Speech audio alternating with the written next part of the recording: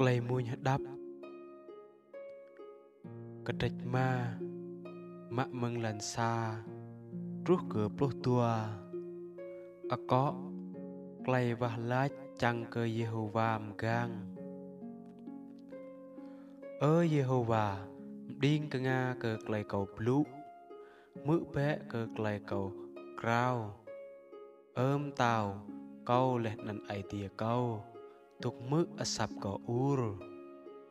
Cô ta cơ y nhớ cầu và lách Jehovah chai qua y mữ sập câu chai qua câu Sarang và lách cơ y lệ nần tục cặp lăng Cô ta mọ yo ô y chinh sa chô ai tìa khắp cơ lại bay Bồ chát mọ tùy tục bít hồng y ô Nùm cao mọ tùy tục từng tị nạp lại y ô Ipimut cơ chiếc chàng phùng ngạ lại về Ipirai hẹ phùng loar Jehovah pimut khá cơm nuôi tôi ra lẹ nằn ngạ lại blừ Bí cầu Quyok lại khắp xịt xuống lu etimi Câu srang mút lâm sáng ý Câu srang cùng bú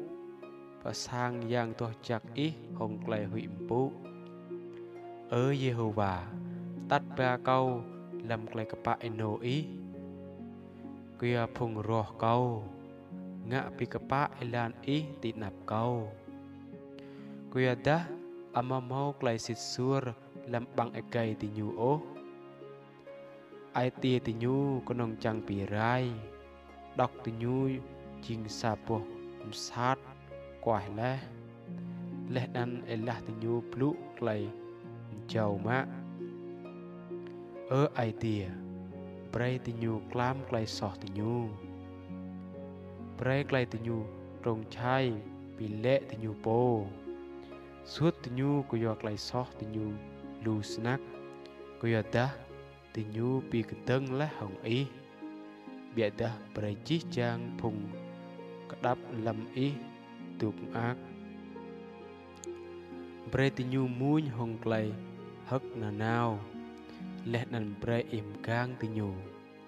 Chăng cơ phùng khắp cơ nằn ý Tùy mau clay hất ác làm ý Cơ ta Ý bre clay chặt chín cơ bồ bá Jehovah Clay bạp ý tục chùm ta nhu Mse si kill Amen